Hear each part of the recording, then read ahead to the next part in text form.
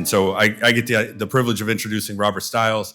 And part of what I'm excited about with Robert's perspective and Robert's views on this is if you thought about who needs to lead the organization, an organization like ours going into the future, his background aligns perfectly with what you would want. He's worked at a health center in Kansas. He's worked at the state level at KDHE in the primary care program. He's worked in a telehealth program with KU, so has partnership and relationships there. He also ran a health center on the Missouri side. So he has a range of experiences that all speak to the challenges of the day-to-day operation in a health center. He knows many of our experiences. He's been in those seats. And he understands partnership, and he understands collaboration, and he understands what a PCA needs to be. So with that, I'm excited to bring up Robert Stiles to share his vision for the next steps of CCNK.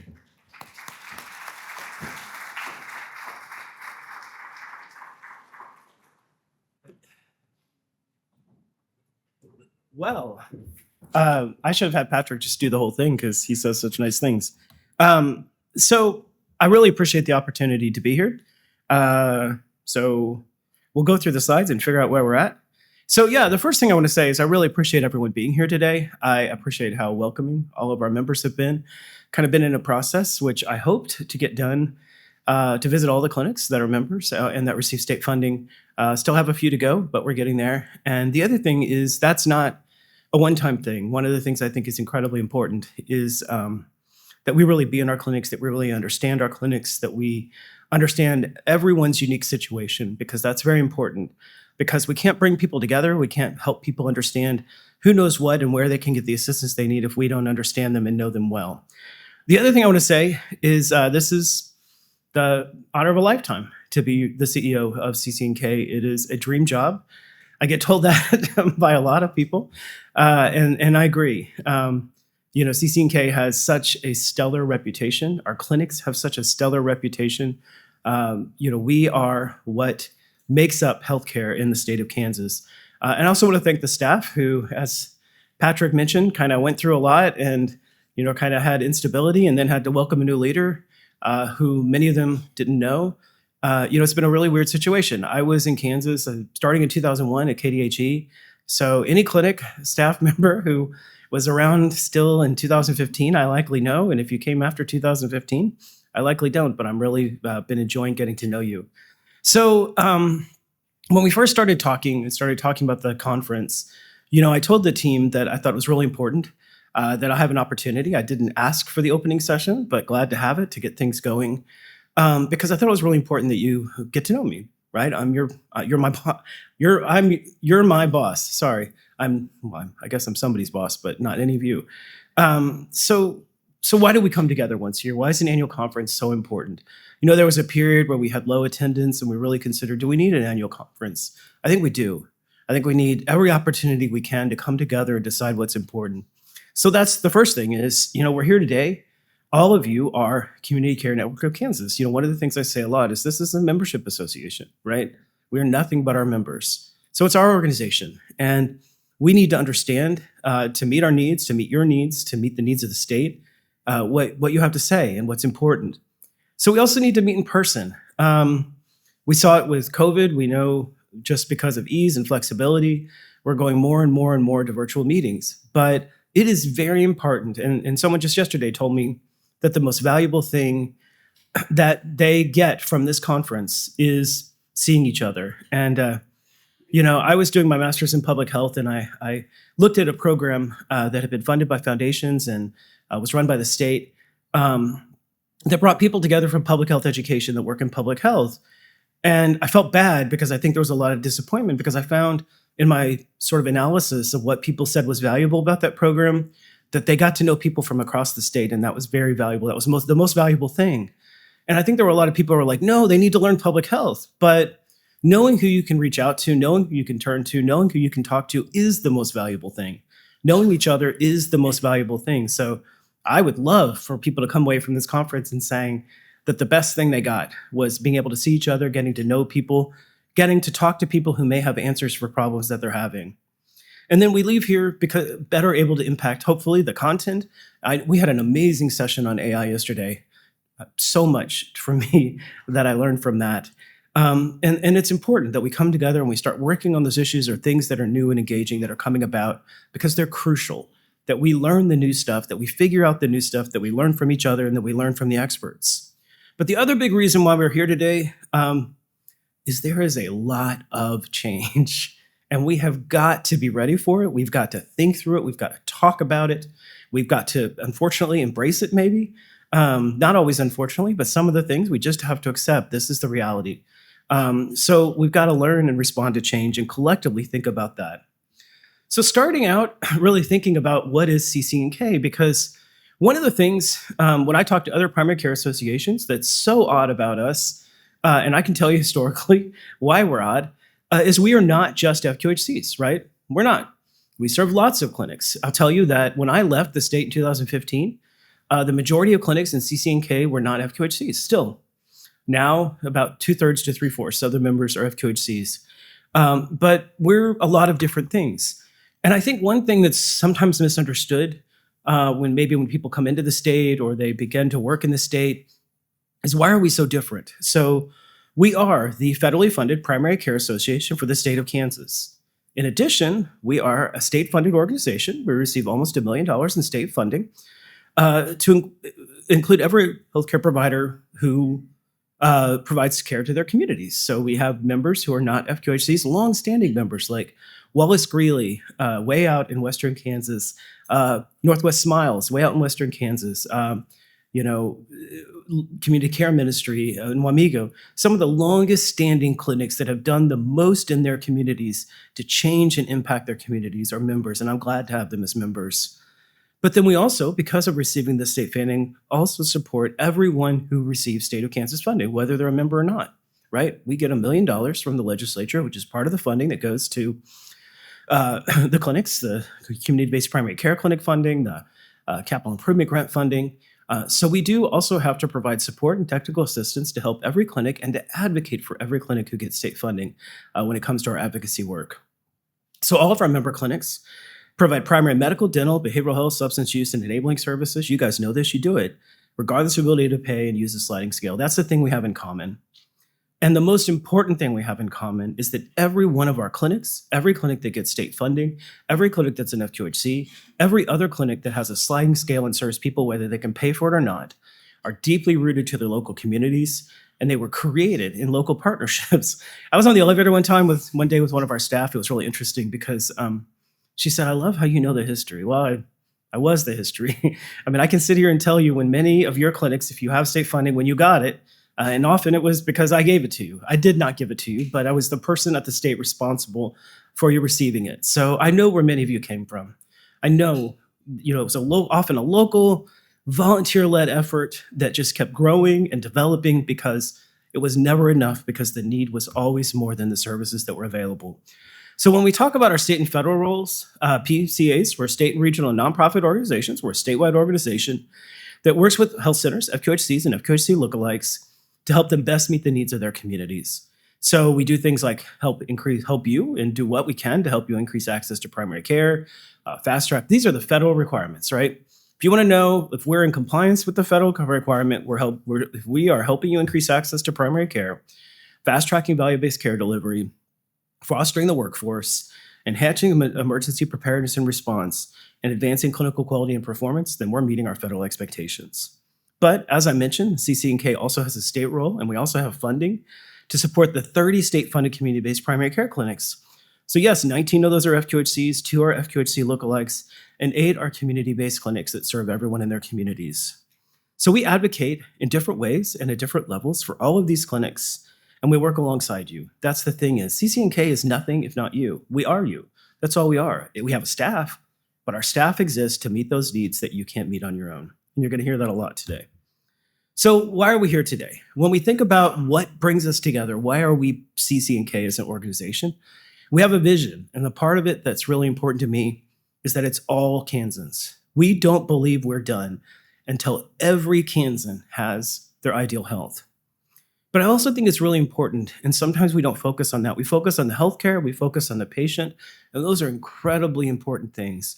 But we also have to talk about the fact that our clinics and our work transforms our communities. Our communities are places where people are happy to live because of the services and the resources that we have. It's high quality whole person care. It's everything that a person needs, right? In the FFQHC world, we talk about enabling services. We all know that if people don't have food, clothing, housing, and their other basic needs met, they're never going to be healthy. Again, providing high quality whole person healthcare to all Kansans is our goal. And then our core values are collaboration, data inspired, excellence, influence, inclusion, innovation, and integrity.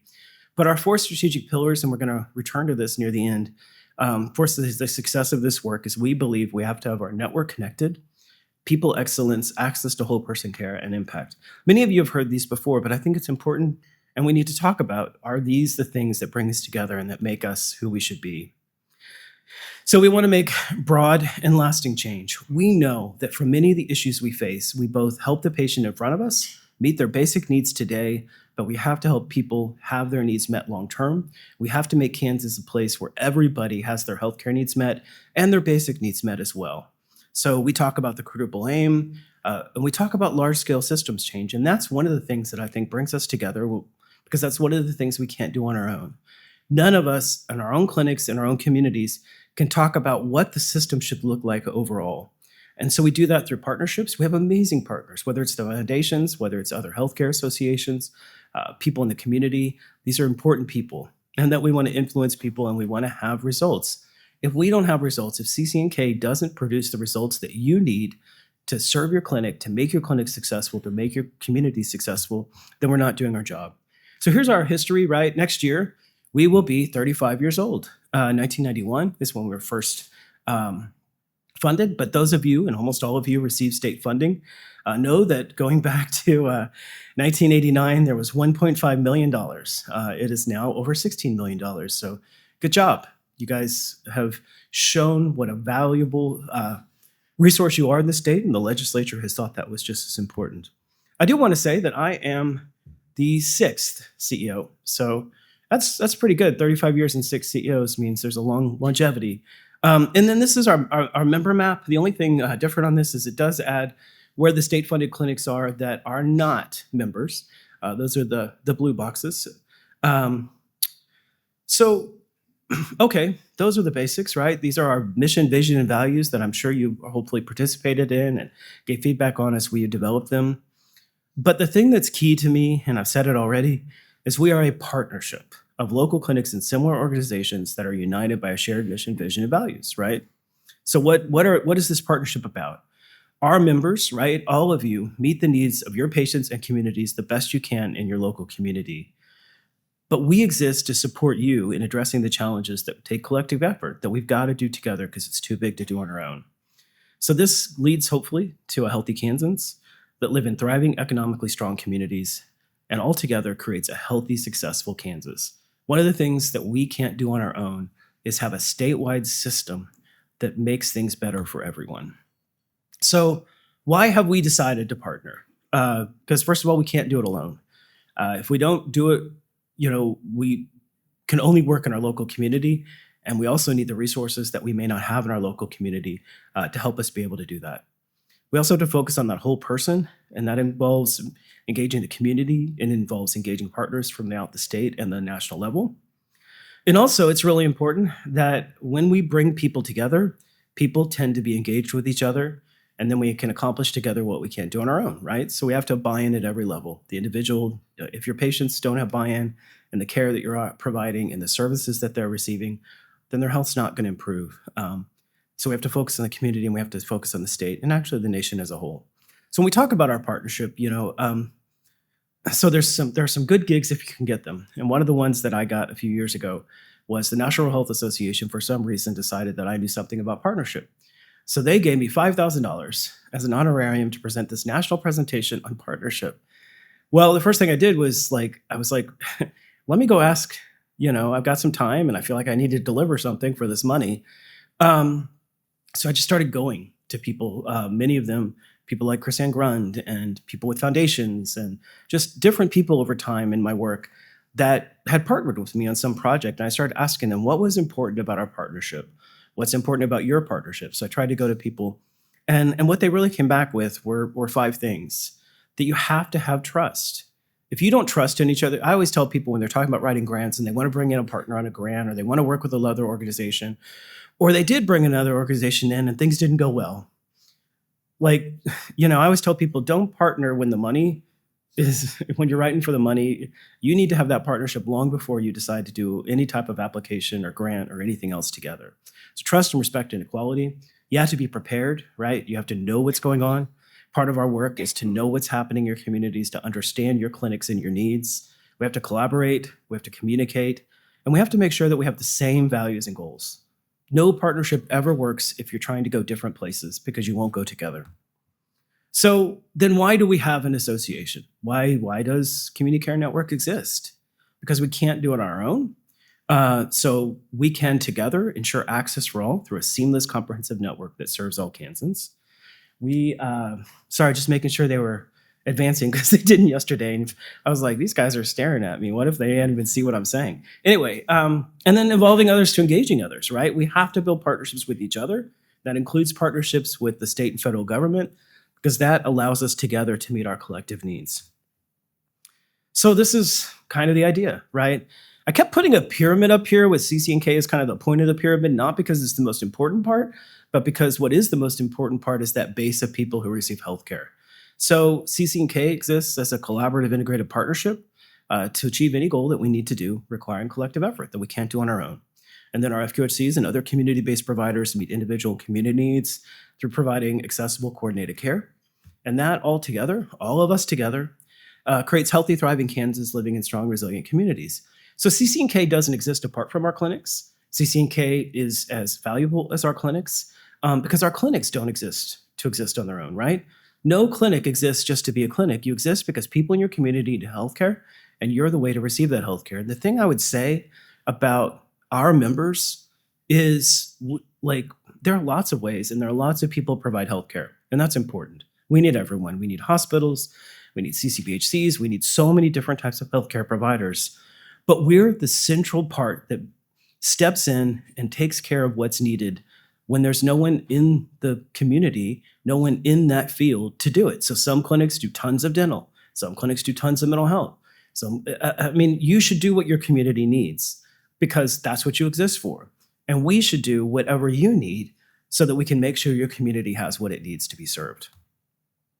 So how do we partner then? What's going to be important as I 4 months into this job, not quite 4 months, that it takes step by step, right? It's not going to happen quickly. We have been doing a great job, but we can always do better. So we got to understand, first of all, what are the most important, time-sensitive, or crucial issues to impact? So right now, we're spending a lot of time on federal stuff because every time we turn around, something changes. Alice and I will be going to DC on Sunday for 2 days of meetings with HRSA. This will be the third time that the primary care associations have met with HRSA since I came in June, because it's important. Things are changing all the time, and HRSA sees you guys as the solution. The federal government sees us as the way to accomplish their goals. So we have to know each other's needs, systems, and goals. That's why you should be here today. Get to know each other. Work with the people in your local community. Work with people across the state.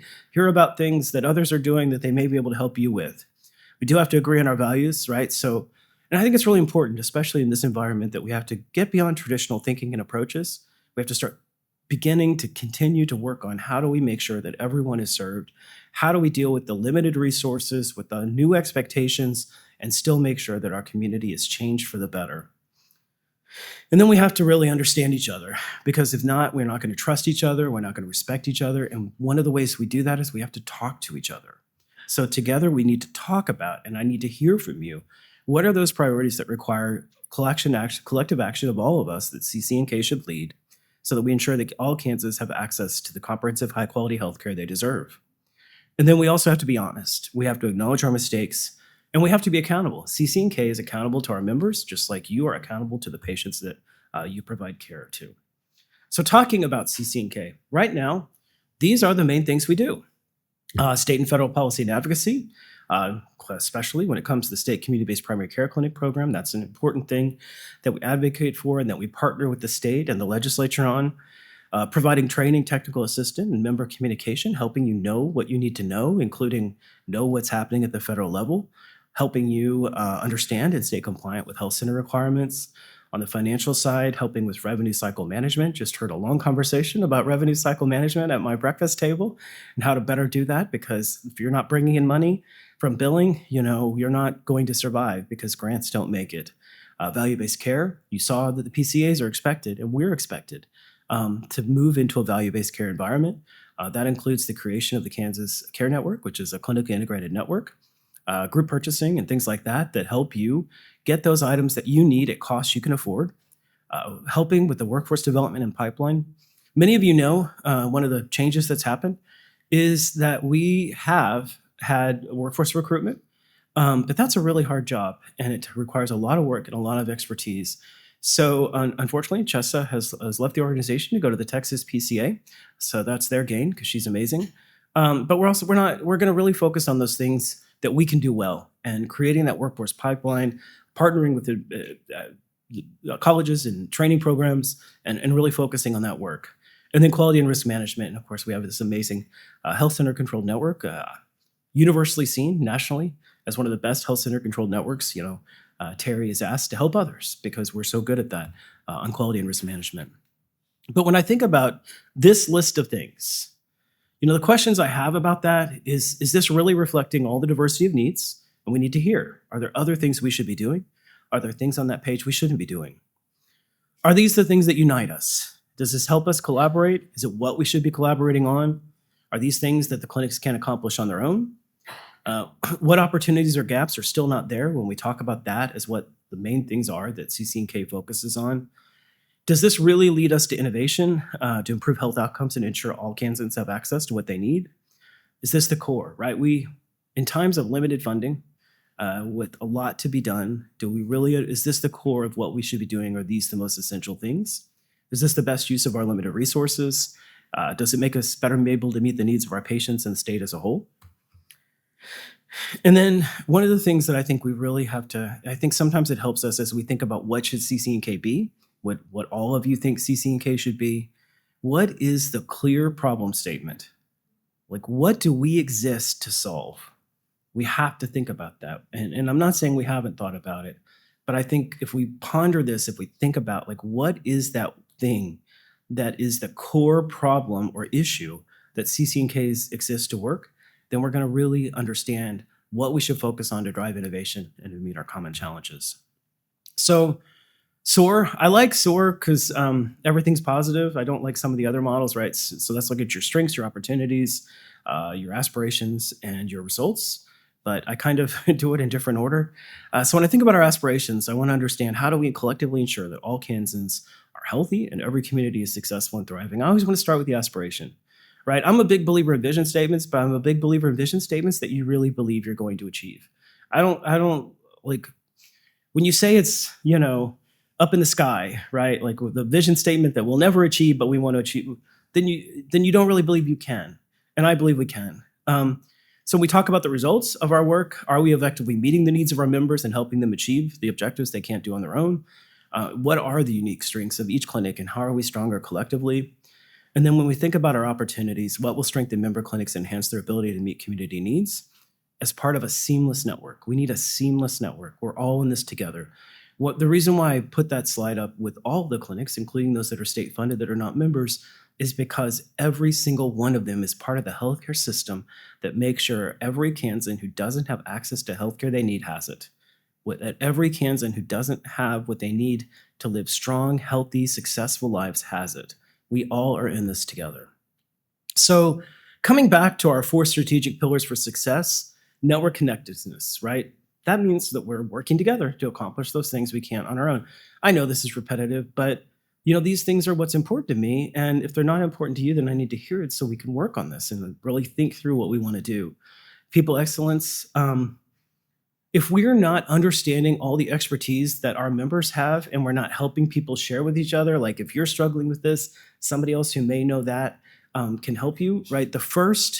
I always say we want to look and see if our members have an answer before we look elsewhere for answers. That's incredibly important because our members, the clinics, what they do, how they do it, that's the best chance for what's going to be successful in Kansas, and we need to share that with each other.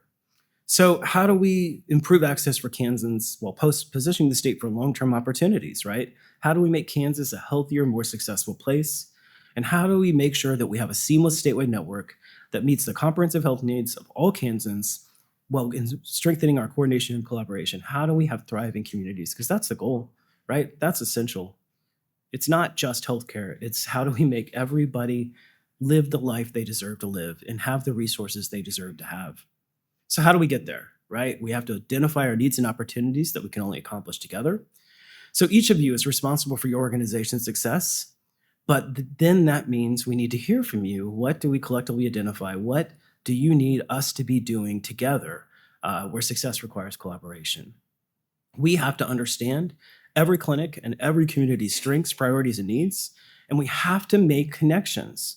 If we're not helping you talk to each other and learn from each other and helping you work together, then we're not a successful organization. So we have to be engaged with every member clinic and help clinics engage with each other again and again and again. It is not you guys pushing up to us. It's all of us pushing out to each other.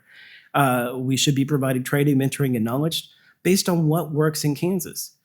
If I hear one more thing about how some state that isn't anything like us and has Medicaid expansion and everything else, and that's how they made things better, but it's not going to work in Kansas because we don't have Medicaid expansion. That's not how our population works. Like, it has to be relevant to Kansas. And then focus on that dynamic change. We've got to focus, right? This is a time of unbelievable change in our federal government and at the state level, right? We're about to go into an election cycle. We'll have a new governor. So how do we look at these as opportunities and help you as our members leverage those in the current environment?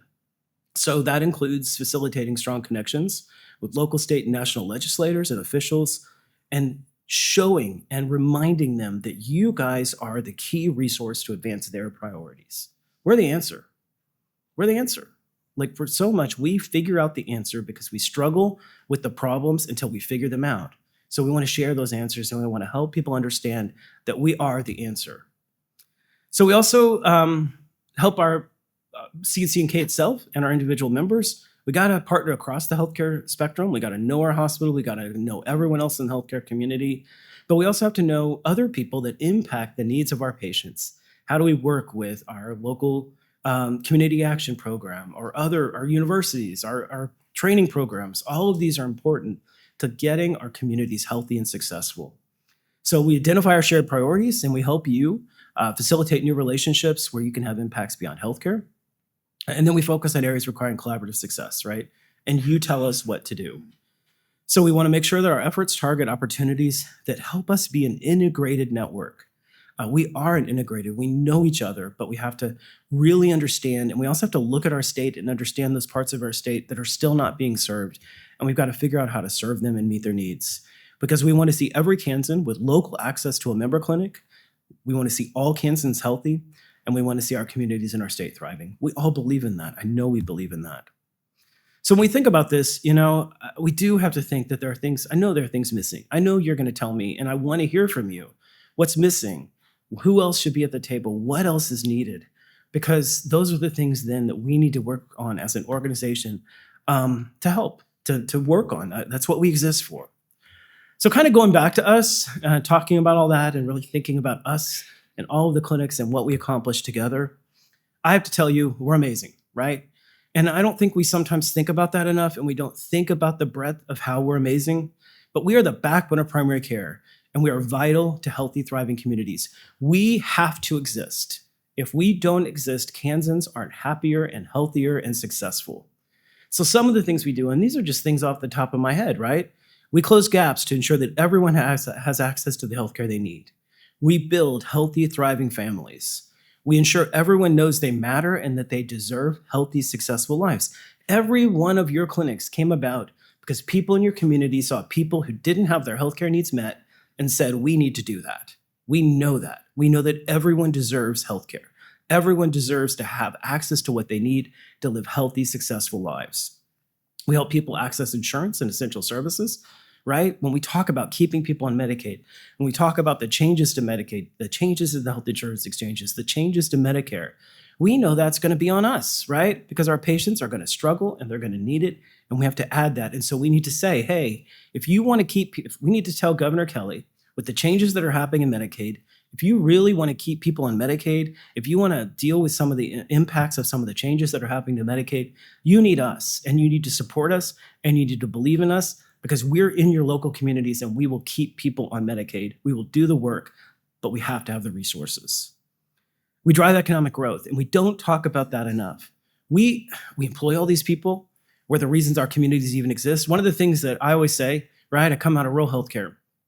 If a community loses its hospital, or its, which by that I mean healthcare, or its school district, then they're on the way to die, right?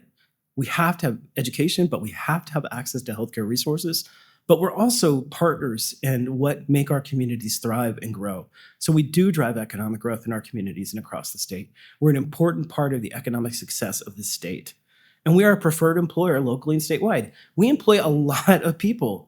And the money that comes from the state and the federal government and from insurance and everyone else, that's spent in our communities. That is spent in Kansas.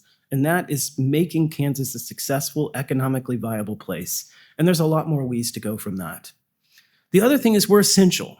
We have to exist. If we don't exist, Kansas is not as good of a place and Kansas won't thrive, right? So one of the things I did is really begin to dig into the numbers and make sure that we were including the numbers from everyone who gets state funding, from everyone who's a member. And so when you do that, you discover we've been saying a lot that we're 1 in 9 Kansas. We're actually 1 in 8 Kansans. When you look at that, you find out that it's not 20% of those in Medicaid. It's a quarter. 1 out of 4 people who are on Medicaid in the state of Kansas get their health care in one of your clinics. And this is the big one. But it's the big one because we have to be open and clear about it. Because one of the things I would say is we are doing as much as we can with the resources we have. We met the healthcare needs of more than 40% of all uninsured Kansans, right? 2 out of 5. And we want to serve more. We want to serve everyone, and we know that. But I'll tell you, I think the federal investment, I think the $16 million in state investment, getting to 1 out of 4 Medicaid, getting to 40% of everyone who's uninsured, that's a huge return. That is a great return. But we have to be honest that we can't do more without more resources because that's expensive. We meet the healthcare needs of 6% of all the Kansans with private insurance, right? And it's so interesting because we have a lot of conversations about that, right? If you're private insurance, why would you go to one of these clinics? First of all, we do better care. We do more comprehensive care. But secondly, when we talk about high deductibles, incomplete coverage, right? You have medical insurance. That doesn't mean you have pharmacy coverage. You have medical insurance. That doesn't mean you have dental coverage. There's lots of things. We are a comprehensive system, not just medical. So we require, and the other thing that I think is often surprising to people is if you're insured, you're still eligible for the sliding scale. It's income. It's not insurance status. We've got to be honest and open about that lots of people come to us sometimes because we're the only clinic in the community, sometimes because they need lots of help with lots of things beyond what they're going to get in their private provider, and sometimes it's because they can't afford their care even with insurance. We're talking a lot about rural healthcare. So, and this is a low number because we haven't pulled the numbers. We're pulling them by zip code, and that's going to take more time. So we're going to take all the rural zip codes and understand where our patients come from. But it's already, just pulling the initial data, 21% of everyone in rural Kansas, 183,189 rural Kansans get their health care in our members. And there are so many other more. And you all could tell me all the other people who come to you because you're their source of care, because you're the best source of care. So this may seem, when I talk about these steps, as sort of like not as big as I've been talking so far, but these are the important, crucial, sort of cornerstone base steps that we have to take. So one of the things that we're doing is our staff titles and position descriptions are going to reflect your clinic components and needs. So they're going to clearly link everyone's job description is now going to clearly link to how that impacts our member organizations and their communities, right? Every job from receptionist, everything matters and impacts our clinics and our communities. We're simplifying the organizational chart. Everybody tells me, and God bless them, when I say, who do you call at CCNK? They're like, well, I call Alice, I call Mel, there's a list, right? And they get me to the right person. And I love that. But you should be able, I coming in, interviewing for this job, looked at staff titles and I couldn't tell who did what. So we're going to simplify our job titles, right? And the organizational chart as well is going to follow what it looks like to be in a clinic, right? What a clinic looks like. We heard yesterday in our annual meeting about updating our bylaws. All of that is about making it an easily understandable organization that also easily, and we can very clearly see if we're reflecting the needs of our members. Strategic plan is going to outline our goals and activities. We're going to kind of step out of our last strategic plan a year early and kind of rework and begin to think on goals and activities that drive the success of our members and the local communities. And our daily work is going to be guided by these outlines and requirements, right? We have to have robust communication channels so you can tell us if we're meeting the need. So here's an incomplete list of your priorities, but I've gone on too far. And please look at that, because what I want to say is those are the priorities you've told me, but please tell me what else should we focus on that's not on that list as you look at it. So why do we do this? Because everyone deserves the opportunity to achieve their optimal health and thriving communities. It's going to take all of us. And I think it's important that we understand and know that we support our Kansans across the state, our communities, and that CCNK is about its members. The other thing that I think you need to remember is you're it. Like, the healthcare system doesn't exist in Kansas without you. We are essential to primary care, to access, and to our communities. So thank you. I'm going to hand off to Alice, even though I've now given her a little less time than she needs. But thank you so much for letting me be your CEO.